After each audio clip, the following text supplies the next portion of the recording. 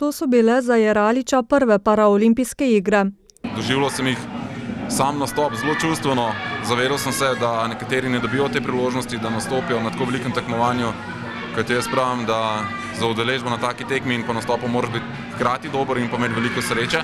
Do konca leta se bo odločil, ali bo nastopil na paraolimpijskih igrah v Tokiu, saj je bil v Riu v prvi deseterici med profesionalnimi edini amaterski športnik. Njegovo sporočilo mladim sicer je: Tisto, kar počnejo, naj počnejo z ljubeznijo, naj počnejo z veseljem, naj uživajo v tej stvari in ko bo enkrat začeli uživati v tej stvari, jim ne bo nič težko. To je takrat, ko bo najtežje, bojo vedeli, da to je v bistvu samo zaradi tega, da so lahko boljši. Za dosežke v Riu in promocijo športa invalidov v občini mu je čestital tudi domači župan, ki sicer izpostavlja, da v občini poskušajo slediti potrebam invalidov. Kar v zadnjem času gradimo tudi tako, da imajo invalidne osebe ali pa gibalno ovirane osebe nemoten dostop do teh objektov. Bo pa treba odpraviti kar nekaj ovir iz preteklosti, še dodaja.